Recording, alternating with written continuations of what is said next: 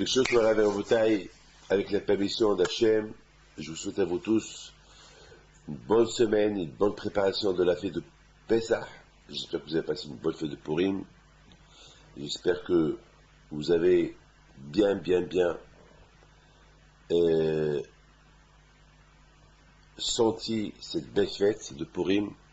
Personnellement, et c'est une des plus belles fêtes que je fête, parce que la fête de Purim, c'est une fête, pour moi, c'est une fête de Matan Torah. Vous savez que 3 fois dans l'année, on mentionne le Matan Torah, le don de la Torah. Et la première fois, c'est dans la paracha de Yitro. La deuxième fois, c'est à Shavuot. Et la troisième fois, c'est dans la paracha de Va'et Hanan. Là-bas aussi, on parle de Matan Torah, que lorsque Moshe Rabbeinu, il fait une répétition avant sa mort de tous les événements qui se sont passés pendant sa vie. Et pendant non seulement sa vie, et la vie qu'il a vécue avec le clan d'Israël, avec le béni d'Israël. Et ce qui est impressionnant, c'est que Purim, pour moi, c'est la 4e fois. Parce qu'à Purim, on voit que les Juifs, ils ont dit Kimu v'Kiblu. Les Juifs, ils ont dit encore une fois Na'aseh v'Nishma. Encore une fois, ils ont dit, lorsqu'ils ont vu le miracle que Hachem a fait avec eux, lorsqu'il les a libérés, il les a protégés de Haman, alors, Baruch Hashem, HaKadosh Baruch Hu, il les a mis en confidence que vraiment il les aime. Parce que maintenant, c'est pas qu'ils savaient pas c'est pas que Dieu précise avait un doute sur Hachem, mais ils n'avaient pas cette conviction. Comme quelqu'un il m'a dit cette semaine, Rabbi David, je pense que tel et tel, vraiment il vous aime. Mais je lui dis que tel et tel, ça fait déjà plus de 30 ans qu'il travaille avec moi. Mais il m'a dit, mais je ne savais pas qu'il vous aime autant. J'ai dit, que vous avez croire qu'il ne m'aime pas autant. Mais il dit, parce que, je ne sais pas, j'ai dit peut-être qu'il est intéressé. Mais là, cette semaine, ce qu'il a parlé de vous, ce qu'il a fait pour vous, et comment il vous a défendu, et vraiment, et c'est pas devant moi, c'est les gens qui m'ont raconté. Alors vraiment, c'est un monsieur il vous adore, il vous aime. Et je lui dis, bon, merci du petit secret que tu m'annonces. Mais pour vous dire que c'est ça. Même les Israël, ils savaient que le Hachem, il les aimait, mais ils savaient pas, ils avaient peut-être ils se disaient, il nous aime à 99%. Mais là, le miracle qu'il aura fait avec Haman, tout ce que Haman il a voulu faire, ça s'est retourné contre lui et tout s'est devenu le contraire. Là, les Juifs, ils ont vraiment vu que Hachem, il les aime, et puis ils ont dit Na'aseh v'nishma. On écoute, on fait et on écoute. C'est pas on écoute la Torah, on écoute ce que les rabbins ils nous disent pour faire. Non, on est prêt à faire avant d'écouter. C'est-à-dire, on est prêt à exécuter les ordres d'Hachem. C'est-à-dire que là, ils sont, et c'est ce qu'ils ont dit, lorsque Hachem a donné la Torah, lorsqu'ils sont sortis d'Égypte, ils ont donné Na'aseh v'nishma. Parce que là-bas aussi, ils ont vu les miracles terribles qu'Hachem a fait avec eux, et ils ont vu que Bémet Hachem les aime. Donc ils ont dit Na'aseh v'nishma. Donc c'est ça, c'est la paracha les événements de Purim. J'aime beaucoup cette super fête de Purim, parce que cette fête de Purim, là vraiment, on se renforce, c'est une préparation. Pour moi, c'est comme une introduction de Matan Torah. De là que je commence déjà à me préparer pour Pessah et pour Shavuot et pour les grandes vacances. Après, c'est Tishrei, etc. Voilà. Donc Purim, c'est un très beau événement. On va parler aujourd'hui de la paracha Vayakel Pikoudé. D'accord? Donc, Vayakel Pikoudé. Donc, dans cette belle paracha de Vayakel Pikoudé, Moshe Rabbeinu, il réunit les Juifs, pour leur demander la terouma, pour leur demander des dons pour construire le Beth Amikdash.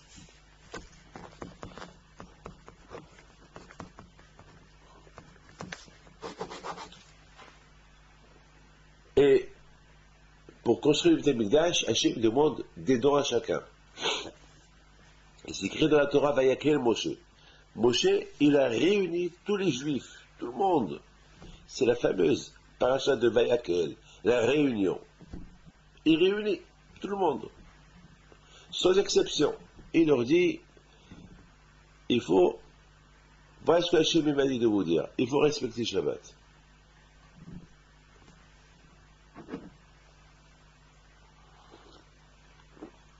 C'est impressionnant. Il faut respecter Shabbat.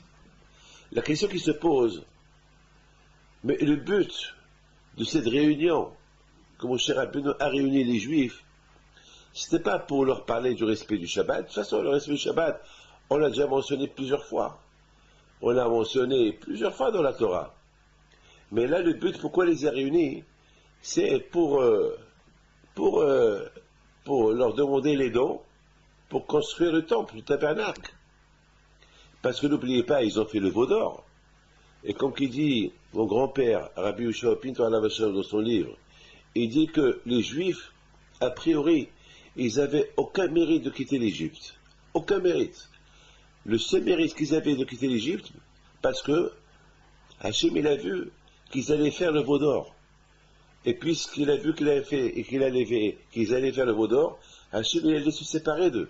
Et puisqu'Hachem allait se séparer d'eux, donc il ne voit pas de raison pourquoi les libérer de l'Égypte. C'est comme, ils vont le trahir. C'est comme un homme qui se marie et que sa femme lui fait l'adultère, qu'il ne reste plus avec elle. Il n'y a pas de raison qu'il reste avec elle. Ou vice-versa, c'est l'homme qui trompe sa femme. La femme, elle se dégoûte. Qu'est-ce qu'elle va faire avec un homme qui la trompe du matin au soir? Non. Non. Vous savez, il y avait un homme qui voyait des sales choses sur Internet. Et une fois, sa femme, elle a attrapé. Elle était déçue. Parce que sa femme, elle aimait trop. Sa femme, elle aimait trop. Et là, elle était déçue. Elle était déçue que son mari, qu'elle aime, qu'elle croyait que lui aussi l'aimait, il faisait ces bêtises-là, il voyait des choses pas bien. Il ne pouvait pas pardonner. Alors, il vient chez moi, les deux, ils viennent chez moi, et il lui dit, devant moi, il dit, mais j'ai rien fait avec, je voyais. Il lui a dit, mais j'ai rien fait. Je voyais des films. Il lui a dit, mais tu te rends compte? Même si tu vois, ça s'appelle pour moi, tu me trompes. Mais t'es fou. Mais c'est vrai, elle a raison, je lui donne raison. Alors moi, j'ai été encore plus dur. Dans la Torah, lorsqu'un homme il va avec sa femme, il n'a pas le droit de posséder une autre femme. Pour des relations. C'est péché. C'est péché. C'est pas propre. C'est pas ça. Tu aimes ta femme, tu aimes ta femme, tu aimes avec ta femme, tu restes avec ta femme. Et vice-versa aussi. Pour la femme aussi, elle n'a pas le droit d'avoir les mêmes pensées. C'est pareil. Lorsqu'on aime une femme, on l'aime. On pense qu'à elle. Et on n'a pas le droit de voir autre chose que la femme. On n'est pas ici pour... c'est la raison pourquoi que Hachem il a voulu qu'il y ait un mariage. Lorsqu'il y a un mariage qui veut dire, l'homme dit à sa femme, tu es ma femme à vie, tu es ma femme à la maison, en dehors de la maison, dans ma pensée, tu es ma femme, en tout, tu es ma femme. C'est comme ça. Donc, Akadosh Baruch Hu, maintenant je retourne Akadosh Baruch Hu, il a libéré les Juifs, il s'est marié avec eux à Al-Sinaï. Ils se sont mariés. Akadosh Baruch Hu, il a dit à Am Israël, vous êtes comme ma femme. Comme un homme, il protège sa femme et qu'il n'a pas le droit de l'abandonner et qu'il subvient à tous ses besoins, etc., etc. Donc, moi, je serai pour vous comme votre homme, votre mari, et vous êtes ma femme, que je n'ai pas le droit de vous quitter, je vous protégerai, etc., etc. Et c'est super. Et qu'est-ce qu'ils ont fait les bénis Israël? Alors, ça veut dire que les bénis Israël, ils ont accepté. Et quand je leur a dit, mes conditions, c'est les 10 commandements. Et sachez qu'à partir de maintenant que vous êtes sous ma coupole, vous êtes comme ma femme, alors vous ne pouvez pas me changer contre un autre Dieu. Parce qu'à l'époque, il y avait des idolâtres, il y avait des gens qui voulaient avoir un contact avec Dieu avec un intermédiaire. Parce que les gens à l'époque, ils disaient, c'est pas possible de prier directement à Dieu, il faut un intermédiaire pour arriver à Dieu. C'est comme ça ils pensaient. Mais quand je a dit non, il faut pas me faire comme ça. Parce qu'avec moi, il faut aller direct. Mais là, avec moi, il ne faut pas avoir un intermédiaire, prier par un intermédiaire. Non, il faut prier direct. Et si vous ne priez pas direct, ça veut dire que c'est c'est adultère, c'est impardonnable. Et malheureusement, les pays d'Israël, ils ont fait le veau d'or. Et en faisant le veau d'or, c'est comme s'ils ont changé Dieu contre un autre Dieu, comme s'ils ont trompé leur mari. Donc, Akash Baruch Hu s'est énervé. Donc, maintenant, je retourne à la source. Hachem, au départ, lorsqu'il a voulu libérer de l'Égypte, il a vu qu'ils allaient le tromper, qu'ils allaient faire le veau d'or. Mais qu'est-ce qu'il a fait Hachem? Il dit, bon, ils vont me tromper, donc, en me trompant, je vais être obligé de me séparer d'eux. Mais Akash Baruch Hu a dit, c'est pas grave. Même si je me sépare d'eux, puisque je vais pas je vais pas résider en eux, mais s'ils vont faire le Mishkan, le tabernacle, alors à travers le tabernacle, je vais résider en eux. Donc, Akash Baruch Hu, il a libéré les Juifs de l'Égypte grâce au Mishkan, grâce au tabernacle qu'ils vont faire une fois qu'ils ont fait le veau d'or. Donc, le tabernacle, il va ramener l'auréole d'Hachem sur terre. Alors que, à Matan Torah, alors que Rosh Hashanah a donné la Torah, l'auréole d'Hachem était sur place, là, après qu'ils ont fait le veau d'or, l'auréole est partie. Mais une fois qu'ils ont fait Teshuvah, alors elle est retournée grâce à la Shekhina. La Shekhina, elle va être la maison de Dieu, et Hachem va résider là-bas. Et lorsque les Israël, ils vont voir comment Hachem réside dans le Mishkan, dans le tabernacle, et aussi il va commencer à servir à Kadosh Baruch comme il faut avec sacrifice, donc Hachem il ira résider en eux. Donc maintenant on comprend très bien que lorsque les Israël, ils ont fait le veau d'or, donc Akash Baruch Hu, maintenant il a dit, bon, il y a un remède pour que l'auréole elle retourne sur terre, c'est en faisant un tabernacle. Vous allez construire un tabernacle. Avec votre argent, parce que comme que vous avez fait le veau d'or avec votre argent, et avec votre or, alors là, vous allez utiliser votre or et votre argent pour construire mon tabernacle. Et c'est ce qu'ils ont fait. Alors maintenant, le but de cette réunion, que Moshe Rabbeinu a réuni les Juifs, c'était pourquoi? C'était pour leur demander des dons. Et or, qu'est-ce qu'il leur demande? Il leur demande de respecter Shabbat. Quel rapport? Tout d'abord, qu'il leur demande des dons pour donner pour la construction du tabernacle, et après, il leur parle du Shabbat. Mais quel rapport avec le Shabbat maintenant? Le but de cette réunion, c'est de leur parler des dons, que chacun doit apporter son don pour la construction du temple. Maintenant, c'est ce qu'on va essayer de comprendre.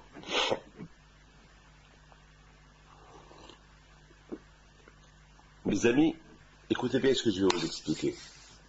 Il faut savoir une chose. Avant que je vous réponde à cette question, je dois un peu m'étaler sur certains sujets. Je vais vous poser quelques questions. Comment vous êtes tous en train de m'écouter, et j'espère que si Dieu veut, et je vous le demande, hein, que chacun de vous, il doit demander à tout le monde qu'ils ont l'internet chez eux, d'écouter les cours du mercredi soir et d'écouter les cours de Torah. Et Bisrout Zer Rabbi Pito les protège. C'est très important. Les cours de mercredi soir, c'est l'actualité, c'est des choses qu'il faut écouter tout le temps. Il faut suivre. C'est avec ça que vous allez beaucoup réussir.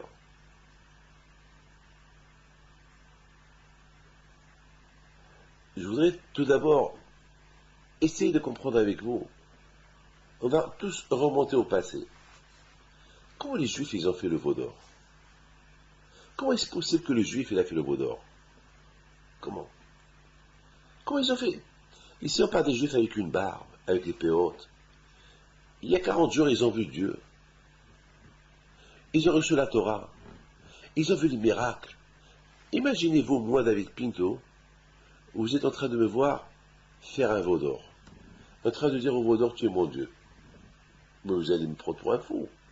Mais c'est impardonnable. C'est impardonnable. C'est impardonnable. Et ces gens-là, qui ont quitté l'Égypte, c'est pas David Pinto.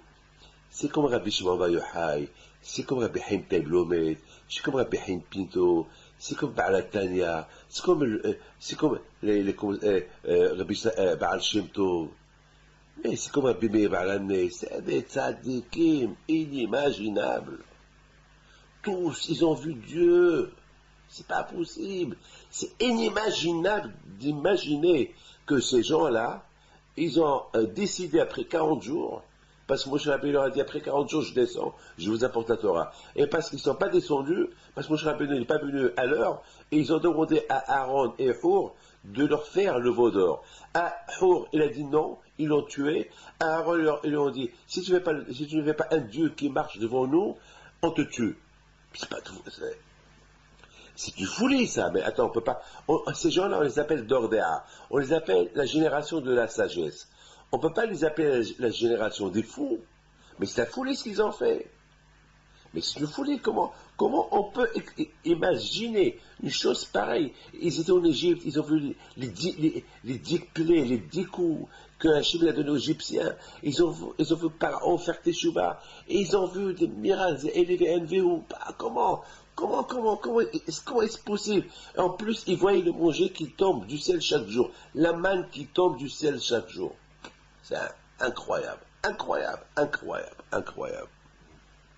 C'est incroyable. En plus, ils ont dit, Elle Elohecha Israël. Une fois que le veau d'or il est sorti, ils ont dit, c'est toi notre Dieu qui nous a libérés de l'Égypte. Comment? Mais vous êtes des fous. Mais c'est vous qui l'avez créé. C'est comme par exemple, c'est moi qui fais ce stylo, c'est moi qui ai créé ce stylo, que vous voyez dans mes mains, et après je commence à vénérer le stylo, et je dis, oh mon Dieu que tu m'as créé. Attends, ben, t'es fou, ma boule. Mais c'est toi qui l'as inventé, c'est toi qui l'as fait. C'est toi qui l'as fait, c'est un bic, c'est toi qui l'as fait. Non, c'est pas un bic. Ouais, c'est un bic. Ouais, c'est un bic. C'est toi qui l'as fait. Tu t'appelles Bic, tu as déjà fait un stylo qui s'appelle Bic, ouais. Et tu lui dis, c'est toi, Bic, tu t'es créé, et tu m'as créé à moi. C'est inimaginable, on ne peut pas imaginer une chose pareille. Il y a quelque chose qui ne va pas là. Vous savez, Rabotai, avant de vous donner une réponse, je voudrais simplement vous raconter ce qui s'est passé à Anvers. La semaine dernière, je suis parti à Anvers.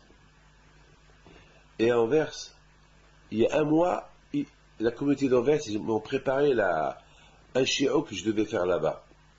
Je devais recevoir les gens jeudi dernier, et le soir, un grand shiur en présence de tous les rabbanim, un shiur parce qu'il y a beaucoup de choses qui se passent à Anvers, un shiur de Horirut, un shiur que je devais, pour réveiller les gens, pour les attacher, parce que vous savez, même moi, David Pinto, beaucoup de fois je me relâche. Mais alors j'entends quelque chose là qui se passe, ça me fait peur et ça me réveille. On a besoin de se réveiller. Beaucoup de fois, on a des tendances de s'endormir. Et malheureusement, on s'endort. Beaucoup de fois, on s'endort. Et malheureusement, la vie, elle est comme ça. Donc, on a besoin de se réveiller, on a besoin de se remettre en question. Et lorsqu'on voit des choses qui arrivent, on se remet en question. Quand par exemple, vous êtes en train de voir ces derniers temps, il y a trop de tsunamis, il y a trop de tremblements de terre dans le monde. Il y a ce qui s'est passé au Portugal, il y a il y a des avalanches, il y a des tremblements de terre, des tsunamis, il y a comment ça s'appelle, d'autres, il y a je sais pas, il y a beaucoup de catastrophes, il y a plein de choses qui arrivent, Hachem, Ishmor, l'Est, beaucoup de choses qui se passent. Et tout ça, toutes ces choses-là qui se passent, on ne va pas rester comme ça, comme des ânes, on va rester sans prendre conscience. Nos sages ils disent qu'il y a des gézérotes qui arrivent, des choses, lorsque la terre tremble, c'est à cause qu'il y a beaucoup de débauches. Ça, c'est nos sages qui le disent. Lorsqu'il y a des tremblements de terre, c'est à cause des débauches. Et il y a plein de tremblements de terre. Et tous ces tremblements de terre, là où il y a vraiment beaucoup de débauches. Lorsqu'un homme, il déserte la religion, lorsqu'un homme, il déserte Hachem, Kachmokou, ça l'énerve. Alors Kachmokou, il pleure. Il a de la peine. Kachmokou, il réveille. Lorsqu'il y a des choses comme ça, ça nous donne à réfléchir. Lorsqu'il y a des gens qui meurent, lorsqu'il y a des enfants qui meurent, lorsqu'il y a des jeunes hommes qui ont une crise cardiaque, qui soudainement, et qui se montent, ça nous met en question. Ça nous fait réfléchir. Ça nous donne beaucoup à réfléchir. Ça nous donne à penser. Et comme ça, on retourne à Kakash Baruch Hu. Akadosh Baruch Hu Shalom, il ne veut pas frapper le monde comme ça sans raison. Akadosh Baruch Hu, malheureusement, il nous donne, il envoie des coups, pas que pour les juifs, pour tout le monde, pour qu'on se réveille. Il faut qu'on se réveille. Lorsqu'on ne se réveille pas, ça fait, Akadosh Baruch Hu, il dit, hey, je suis là. Alors comment il va nous réveiller? Et comme c'est écrit dans la Torah, il regarde la terre et la terre elle tremble. La terre, il paraît que la terre, le monde, il a bougé un peu de sa place. Vous vous rendez compte? Le tremblement de terre qu'il y a eu en Chili, il a bougé la terre un peu de sa place. La boule, la terre, la terre entière, elle a bougé quelques millimètres de sa place. Mais c'est énorme. Que Dieu préserve, c'est grave. Vous imaginez que la terre, elle bouge d'un mètre ou d'un kilomètre, c'est la fin du monde. C'est la fin du monde. C'est la fin du monde. Vous savez que la terre, elle bouge un peu de sa place vers là-haut, elle brûle. Le soleil la brûle. Donc quelque part, il y a quelque chose qui ne va pas. Donc, alors j'ai dit que à Anvers, j'allais faire un grand cours pour réveiller les gens.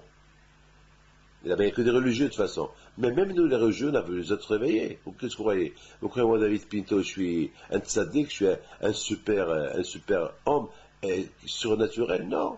Je suis un homme comme vous tous. Moi aussi, j'ai mes idées, moi aussi, je parle, je pense, moi aussi, j'ai un cerveau, et moi aussi, je peux fauter. Qu'est-ce que vous croyez? Vous croyez que je suis... et il faut que je fasse attention, c'est tout. Tout le but, c'est de faire attention. Il faut que je fasse attention avec mes yeux, il faut que je fasse attention avec mes oreilles, avec ma bouche, avec ce que je dis, avec ce que je vois, avec ce que j'entends, où je vais. Il faut que je fasse attention. Et je me bats. Ne croyez pas que je me bats pas. Ne croyez pas que le Satan, le Sahara, il vient pas chez moi. Il vient chez moi. Mais on s'arrange. Parfois je l'écoute, parfois je l'écoute pas. Mais je fais de mon mieux pour ne pas l'écouter. Je fais de mon mieux. Je me travaille pour ne pas l'écouter. Mais le Satan aussi, quand il vient chez moi, il ne va pas me dire, va fumer Shabbat. Non, mais il vient chez moi indirectement. Dors tout le Shabbat. Repose-toi un peu plus. Et si je commence à écouter le Satan le Shabbat, dormir plus, donc après, il va me dire faire autre chose. Et après, faire autre chose. Je raconte une petite chose. Une fois, j'étais fatigué. J'ai fait un long voyage et j'étais très, très, très fatigué. Et j'ai décidé de ne pas aller à la synagogue le Shabbat. Parce que vraiment, j'étais fatigué. Je suis retourné du voyage et toute la semaine dans les avions, j'étais fatigué. En général, mon corps il est habitué à tous ces décalages horaires. Jamais je rate les prières, même que il y a des gens que lorsqu'ils font un décalage horaire, ils restent les 3 jours. Moi, non. Moi, chez moi, ça n'existe pas de décalage. Parce que je suis déjà décalé. Ma tête, vous savez, ma tête, elle est habituée au décalage. Je dors que quelques heures, alors là où j'en suis, je dors mes petites heures et ça me suffit. Et là, j'ai décidé, je suis fatigué, j'ai décidé de rester. Et voilà. Après, j'ai dit, David, tu n'as pas l'habitude de rester à la maison, tu rentres chez toi et tu rentres à la synagogue et c'est Shabbat. Non, je suis fatigué. J'ai décidé que je reste à la maison. Ah, je reste à la maison. Et finalement, ça veut dire que c'est Satan, il m'a eu, hein. Le Tzara, il m'a eu, je reste à la maison. Et je sais pas, je commençais à parler avec ma femme, et soudainement, je sais pas ce que je lui dis, j'ai dit un mot mal placé, et on s'est disputé. Après, j'ai dit à ma femme, ça c'est de ma faute. Mais j'ai dit, pourquoi c'est ta faute? Ah, mais jamais c'est ta faute. J'ai dit, non, c'est de ma faute sur autre chose. J'ai dit, pourquoi? Elle me dit, pourquoi? J'ai dit, parce que j'aurais dû pas écouter le Satan. Le Satan, il m'a eu. Moi, j'ai pas l'habitude de rester à la maison un vendredi soir. J'ai l'habitude de rentrer, d'aller à la yeshiva, à la synagogue.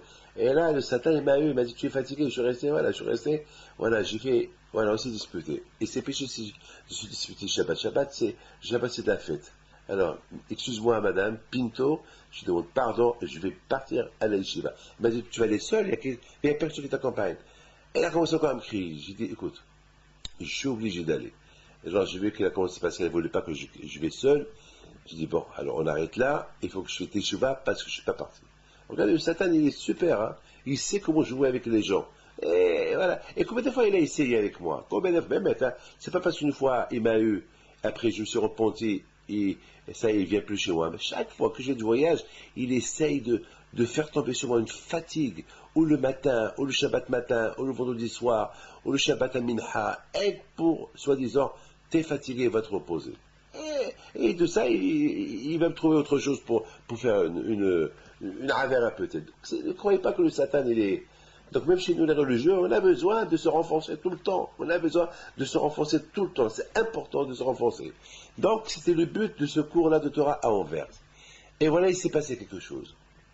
J'étais à Anvers le jeudi. J'ai reçu les gens toute la journée, non-stop, quelques centaines de personnes. Et vers 6 heures du soir, je devais déjà commencer à me préparer pour le grand cours que j'allais faire à 8 heures. Donc, entre-temps que je recevais les gens, je mettais un peu en place le cours que j'allais faire. Mais c'était un cours exceptionnel, un cours qui va parler vraiment des choses de l'actualité pour réveiller les gens. Et voilà, malheureusement, une mauvaise nouvelle, elle est arrivée. La fille du grand sadique d'Anvers, qui est la petite fille de Rabbi Tzikla Alav Shalom, qu'il a enterré à 50 km d'Anvers, et de Rabbi Ankele. Rabbi Ankele, c'était le maître, le Rav de Rav Frankfurter, Shalita, et cette fille-là, qu'elle est la fille, c'est-à-dire qu'elle est la petite fille de Rabbi Tzikla, de Rabbi Ankele, et qu'elle est la fille du Admour actuel, la Faybush, qui habite à Anvers. Elle avait été renversée la semaine dernière par un bus. Une femme, qui a 2 enfants, elle a 26 ans, et qui était là dans le coma pendant 4 semaines. Et malheureusement, le jeudi à 6h30, elle est décédée. Elle est décédée, la pauvre. Ça a fait un boom dans toute la communauté juive d'Anvers et presque de toute l'Europe. Donc, au lieu, je me suis dit, bon, moi je voulais donner un cours de prise de conscience, mais je crois que la mort de cette sadéquette, elle va mettre en conscience tous les juifs. Si à mon cours il va venir que 3, 4, 500 personnes à sa levaya pour son enterrement, et il y aura des milliers et des milliers et des milliers de personnes. Donc, c'est pas la peine que je vais. Donc, j'ai commencé à réfléchir.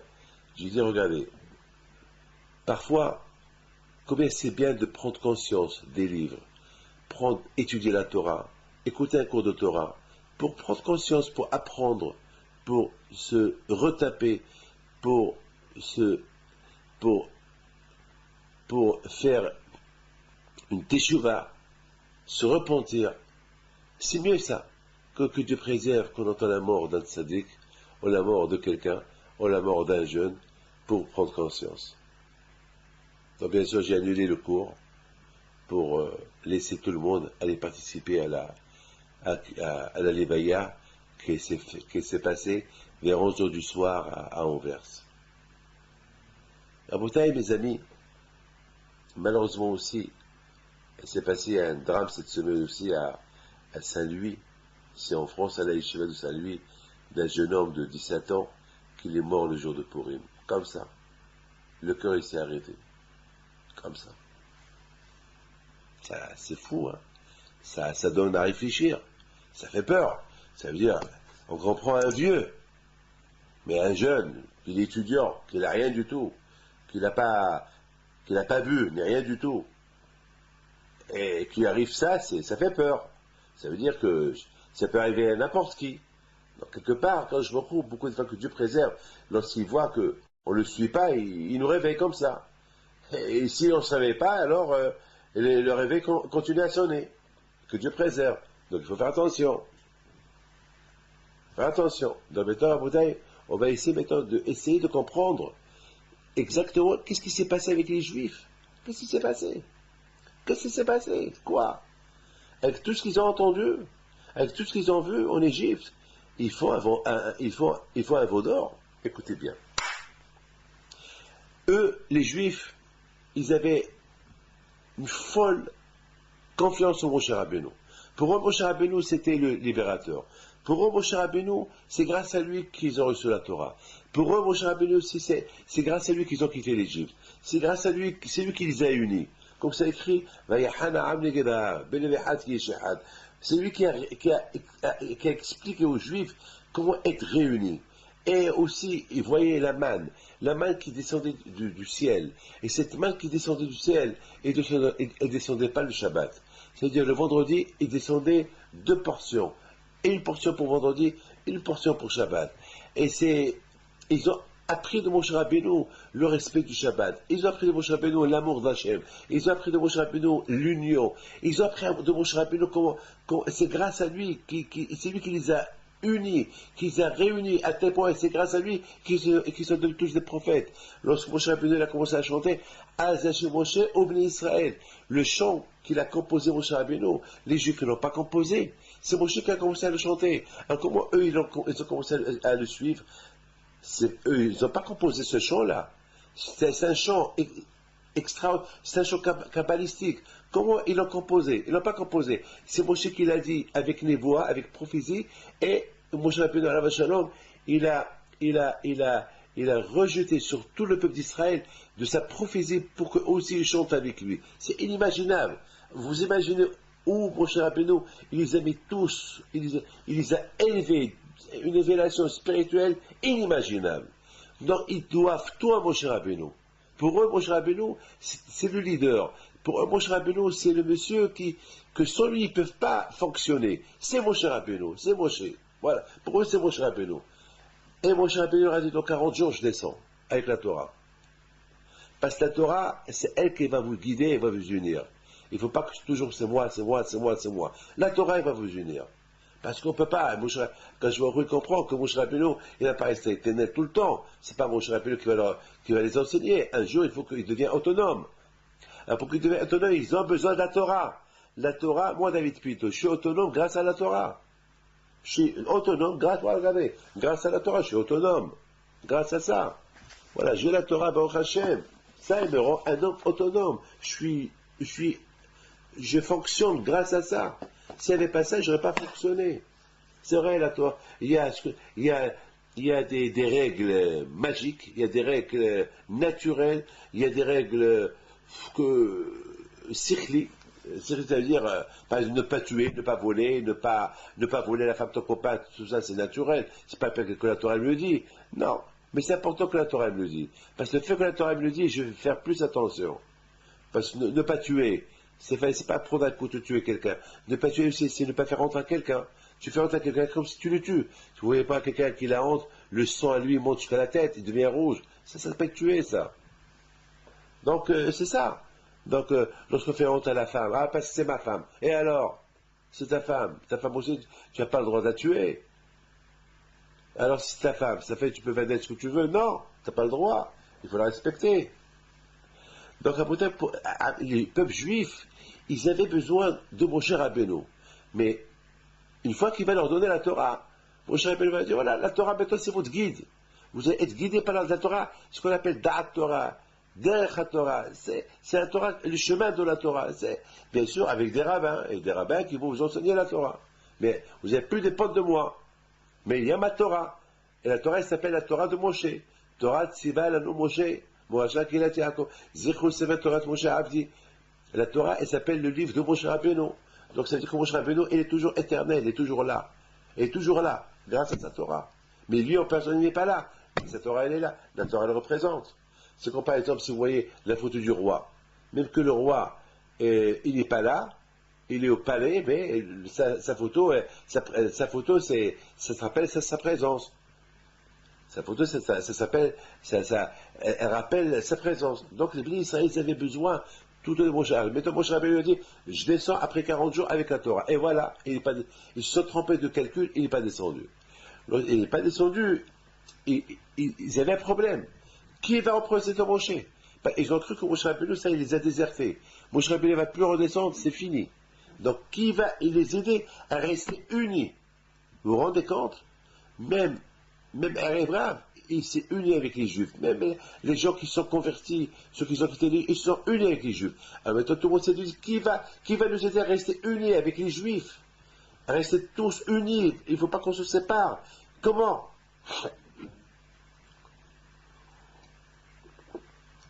Pour eux, c'était la fin du monde. Pour eux, ils ont pensé que maintenant, Moshe ne descend pas, cette Torah qui devait leur apporter, elle n'y est pas, et qui va les unir. Ils sont partis chez Hour.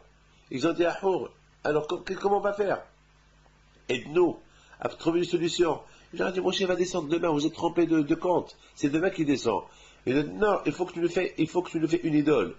Avec notre argent. Nous, on va t'apporter de l'argent, quelque chose qu'on va créer de nous-mêmes, et c'est ça qui va nous réunir. Quelque chose de inoffensif, quelque chose qu'on va créer, qu'on va, qu'on va suivre. Quelque chose qui n'est pas malin, qui n'a pas de malice, qui n'est pas quelque chose d'inoffensif, quelque chose qui va sortir de notre argent, quelque chose qu'on va créer nous-mêmes et qu'elle va représenter Moshe Rabbeinu. Au départ, il a dit non, ils l'ont tué. Ils vont partir chez Aaron. Aaron, il a eu peur. S'il ne leur fait pas, ils vont le tuer. Alors là, ça va rester impardonnable.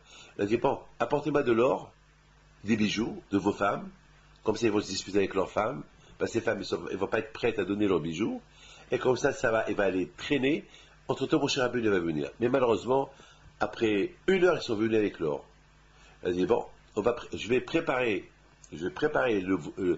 cet or-là, je vais le fondre, et je vais vous faire, je vais sculpter un veau, et voilà, et demain, il sera prêt. Il a dit demain, il a dit Hag la Shemahar. Demain, on va faire une fête. Mais lui, il a dit la fête pour Hachem. Peut-être si, entre-temps, Moshe va venir, au lieu de fêter la fête avec le veau d'or, on va fêter la fête avec Moshe Rabbeinu, avec la Torah. Et donc, ils n'auraient pas fait le veau d'or. Mais malheureusement, qu'est-ce qu'ils ont fait? Ils ont vite apporté l'or, ils ont commencé à faire fondre l'or, et il y avait là-bas des sorciers, il y avait un sorcier, il a jeté là-bas une plaque, c'est écrit à l'échor, monte le veau, et un veau est sorti. Alors ils ont dit, elle est le roi Israël, voilà ton Dieu qui t'a libéré de l'Égypte. Alors on a posé la question, comment ils peuvent dire c'est ça le Dieu qui les a libérés de l'Égypte? Mais la réponse elle est comme ça. Eux ils ont pensé, ils ont dit, voilà celui qui représente Moshe, Rabbeinu, qui nous a libérés de l'Égypte. Étant donné que Moshe Rabbeinu c'était lui qui nous a unis autour de Dieu, étant donné que Moshe Rabbeinu c'est lui qui nous a réunis, il a réuni et les Juifs et ceux qui sont convertis ensemble, avec Moshe qui n'est pas là, il n'y a pas de Torah, alors ce veau-là, il va représenter Moshe. Lorsqu'on voit ce veau-là, on va penser à Moshe, notre guide, notre libérateur. Et lui, il va nous guider. Ça veut dire que lui, pour lui, il va représenter Moshe Rabbeinu. Il va représenter la Torah. Et maintenant, ce que maintenant Hachem, il veut de nous, alors il va le dire au veau, et le veau va nous le dire. Et le veau, il va nous aider à rester tous unis. Voilà la bataille, l'idée qu'ils ont eue. Mais c'était grave. C'est-à-dire que, au fait, les Juifs, c'est pas Hashvi Shalom qu'ils ont voulu changer Dieu. Non. Dieu, c'est Dieu. Hachem, c'est Hachem. Mais eux, ils voulaient quelque chose de symbolique qui les réunit. Comme par exemple, les Avdil, que Dieu préserve. On dit, moi j'ai des photos de tzadikim à la maison. Pourquoi j'ai des photos de tzadikim à la maison? En voyant les photos de tzadikim, je pense comment ces tzadikim ils servaient Dieu. Alors moi aussi je vais servir Dieu comme ces tzadikim. Beaucoup de fois ça m'arrive à la maison, j'ai envie de parler la shonara.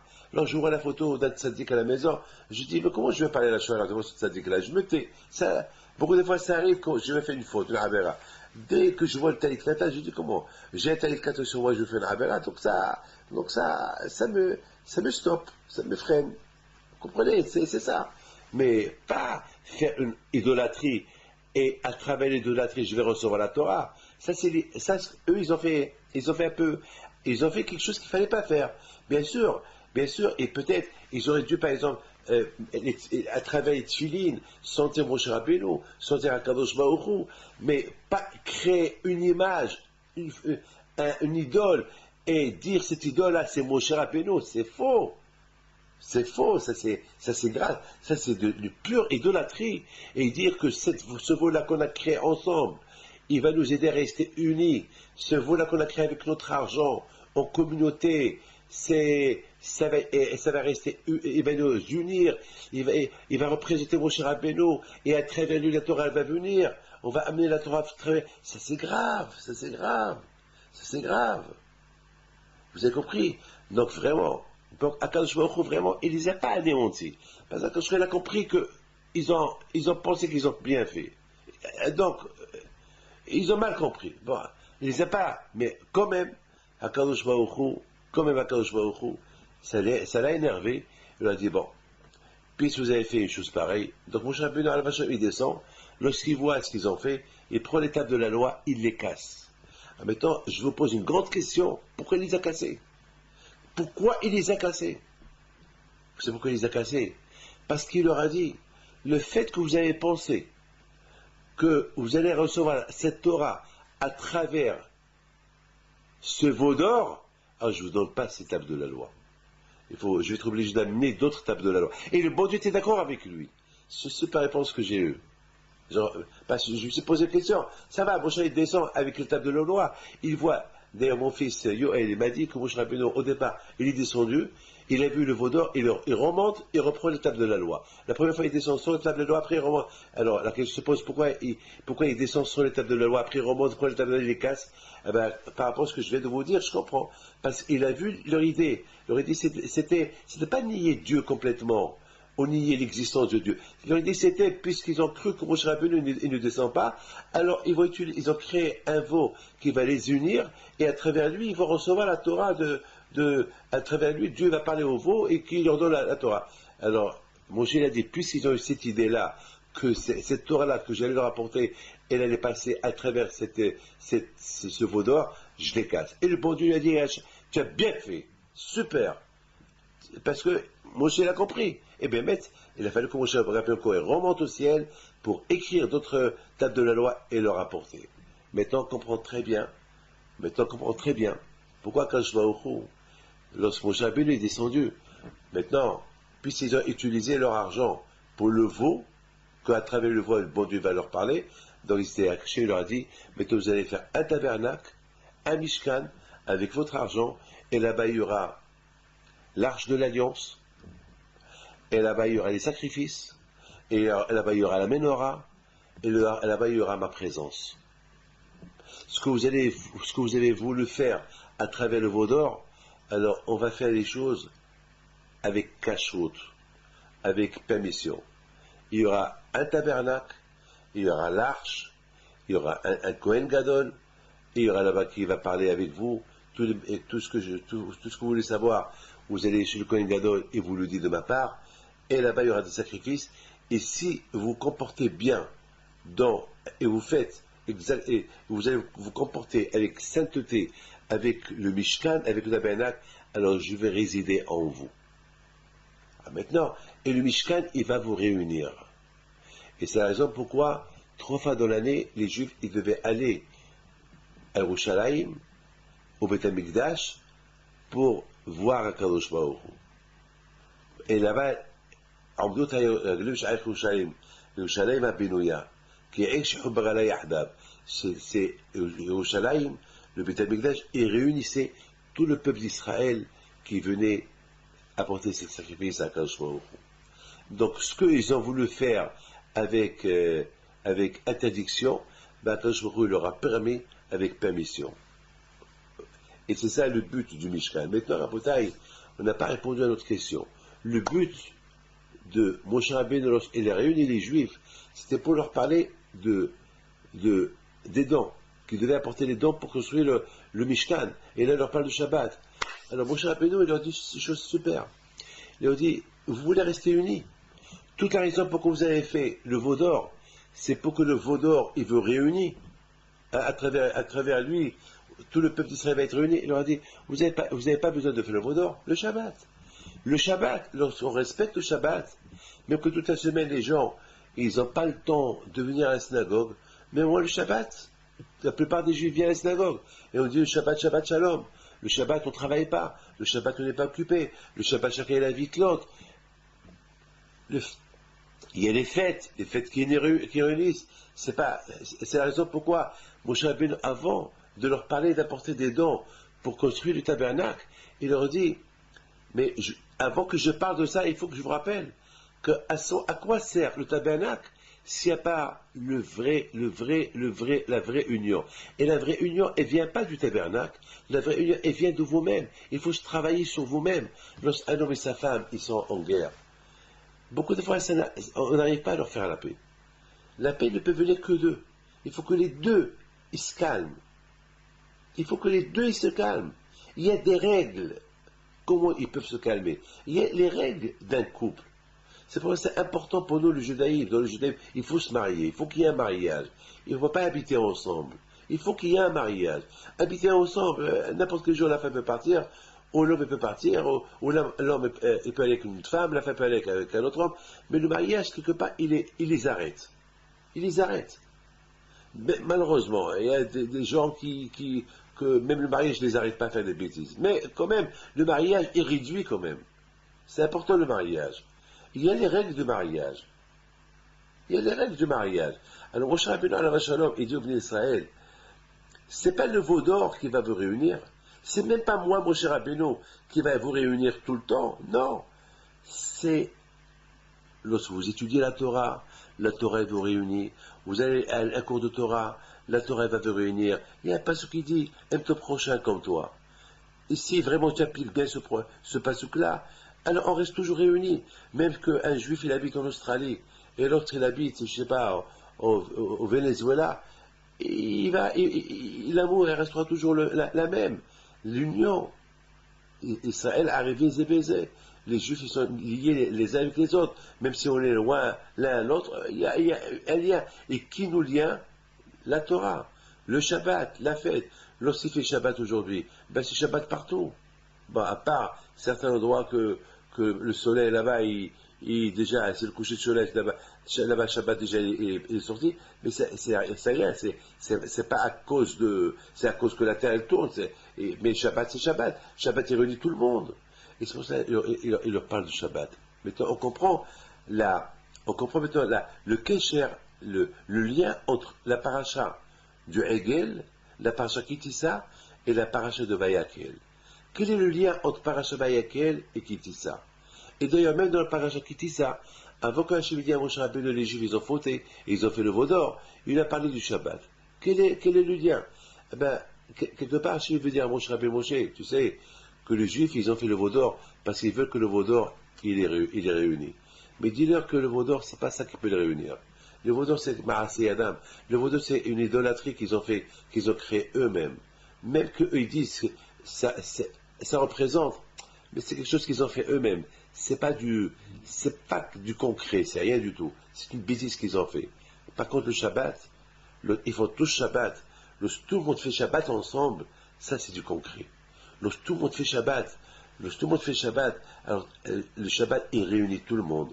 On se réunit avec Akadosh Baruch Hu. En plus, lorsqu'on respecte Shabbat, on devient comme des associés de Akadosh Baruch Hu. On devient des associés de Akadosh Baruch Hu. On devient ses associés.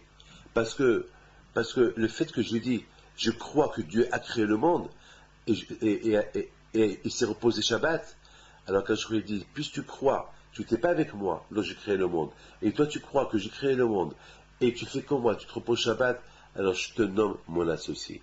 Tu es comme mon associé dans la création du monde. Vous imaginez ça? Le Shabbat, il relie les Juifs ensemble. Le Shabbat, il nous relie avec la Torah. Le Shabbat, il nous relie avec Akadosh Baruch Hu. Donc et en plus, celui qui fait Shabbat, comme s'il a étudié toute la Torah. Pourquoi? Quelle est la raison? Celui qui fait Shabbat, comme s'il a étudié toute la Torah. Eh bien justement parce que la première mitzvah que Hachem il a donné, avant que Hachem a donné la Torah à Moshe Rabbeinu, pour la faire descendre aux Juifs, il a parlé du Shabbat. Alors, il y a un lien. Ça veut dire, tu vois, cette Torah et le Shabbat, c'est l'égalité. Je te donne cette Torah uniquement s'il y a le respect du Shabbat. S'il y a le respect du Shabbat, alors ça prouve qu'ils vont devenir mes associés. Et cette Torah va leur servir. Mais s'ils ne vont pas respecter le Shabbat, à quoi ça va leur servir cette Torah? Ils ne croient pas en moi.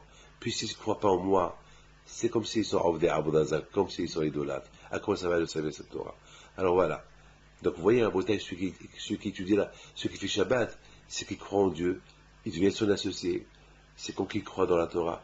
Et c'est ça la paracha de Vayakel Pikodé. Maintenant on comprend très bien comment les Juifs, ils ont fait le veau d'or. Quelle a été leur pensée? Quelle a été leur erreur? Leur erreur, c'est qu'un veau d'or, il ne peut pas les réunir. Un veau d'or, c'est eux qui l'ont fait. Ils ont cru, mais c'est une erreur. Maintenant on comprend que le lien de paracha Kitissa et la paracha Vayakel, maintenant on comprend pourquoi Hachem Et pourquoi Moshe Rabbeinu, il a parlé du Shabbat ou le qui parle des dons. Mais tu comprends, avant qu'Hachem a donné la Torah, il a parlé du Shabbat. Dans le page qui dit ça, après, il leur parle du veau d'or. C'est super, super, super. Et on a compris très bien, malheureusement, que lorsqu'il y a des gézérotes, lorsqu'il y a des choses qui ne vont pas, c'est à cause qu'on a fait des bêtises. Alors quand je vois au coup, il nous rappelle les bêtises qu'on a fait. Comme il nous rappelle, il sonne une sonnerie, quelque chose qui se passe, pour nous rappeler.